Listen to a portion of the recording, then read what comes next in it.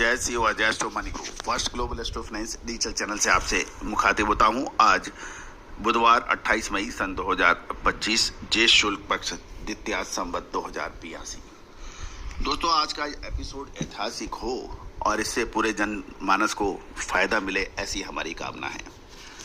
दोस्तों, मानसून के ऊपर अनुमान विश्लेषण करना भारतीय ज्योतिष में एक प्रमुख स्तंभ माना जाता है और पिछले लगातार 5 सालों से हम आपको जो अपडेट दे रहे हैं वो सही साबित हो रहे हैं।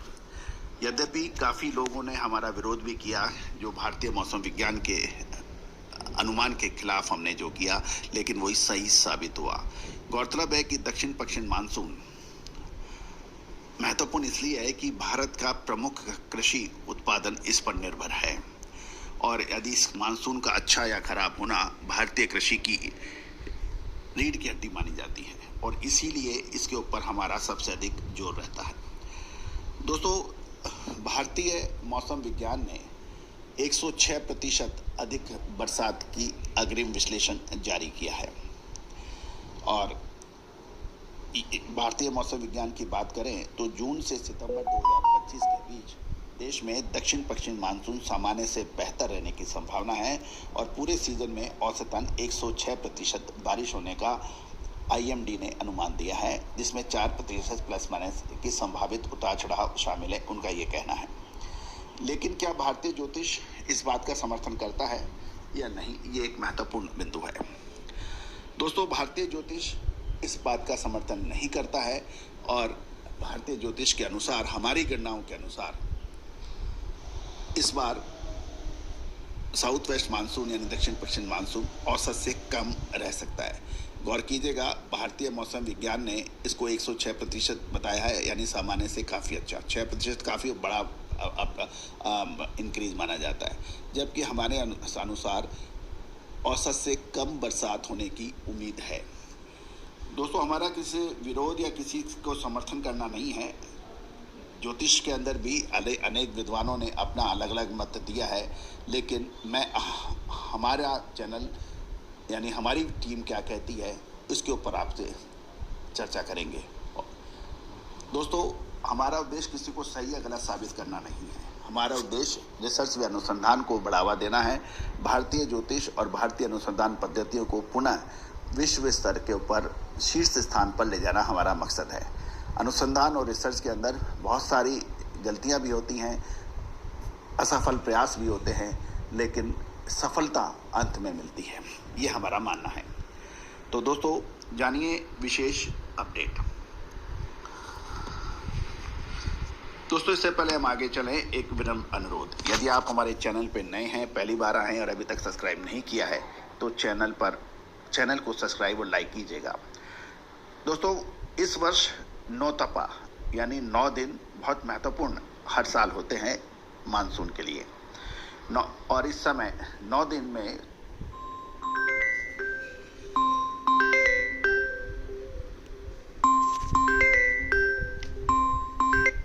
जब रोहिणी नक्षत्र में प्रवेश करते हैं और उसके बाद फिर मृगशिरा और उसके बाद फिर अपनी वृषभ राशि की को पूरी कर मिथुन राशि में संक्रमण करते हैं।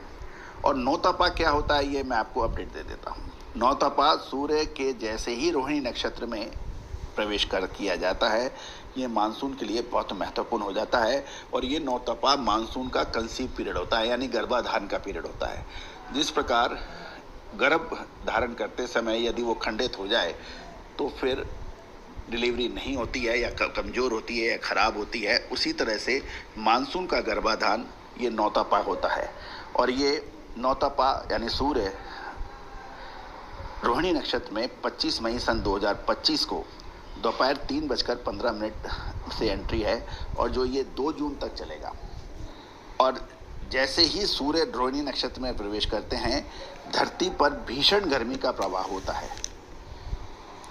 याद कीजिएगा, भीषण गर्मी का प्रभाव होता है और ये भीषण गर्मी ही मानसून का गर्भाधान का काम करता है।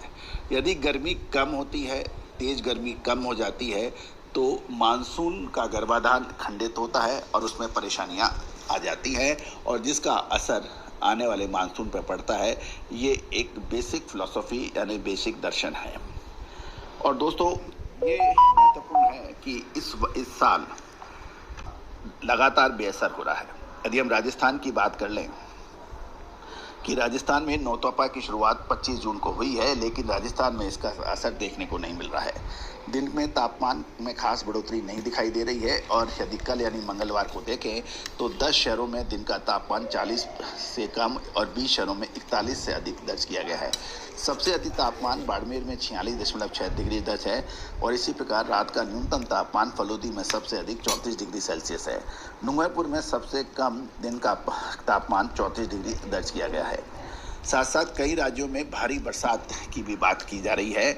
आईएमडी यानी भारतीय मौसम विज्ञान की बात माने तो बंगाल खाड़ी के उत्तर पश्चिमी हिस्से में बना कम दबाव का क्षेत्र धीरे धीरे आगे बढ़ रहा है और इससे दक्षिण पश्चिम मानसून को मजबूती मिल रही है।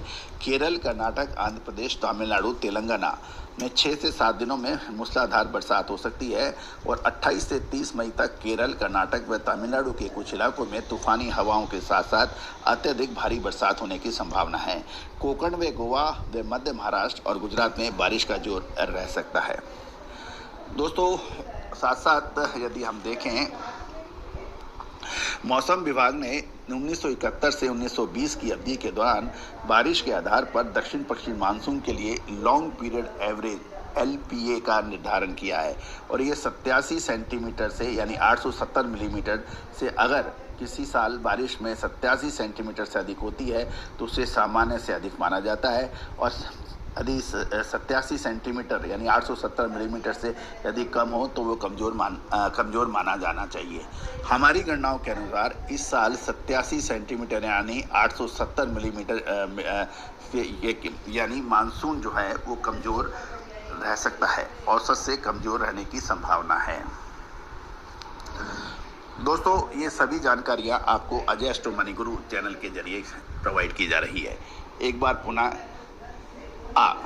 इस साल साउथ वेस्ट मानसून औसत से कम रहने की संभावना प्रबल बन रही है। दोस्तों हम चाहते हैं कि ये हमारा विश्लेषण सही साबित ना हो, देश में प्रचुर मात्रा में बरसात हो जिससे किसान और भारत की अर्थव्यवस्था खुशहाली हो, लेकिन ज्योतिषीय गणना ये कह रही है। आपको ये हमारा प्रोग्राम कैसा लगता है, अपनी राय अवश्य दीजिए।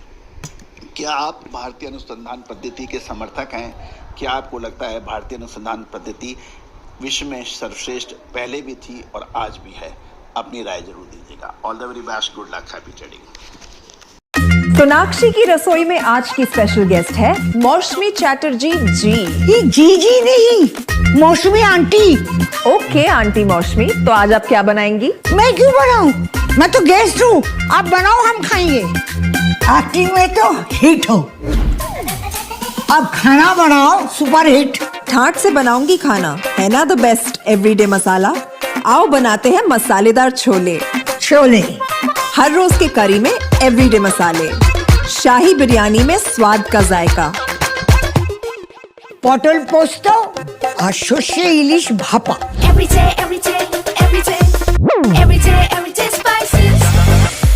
साफ मसाले, खुशबू और प्योर झांझ, टेस्ट से भर दे हर जुबान पे स्वाद। एवरीडे मसाले, देश का स्वाद।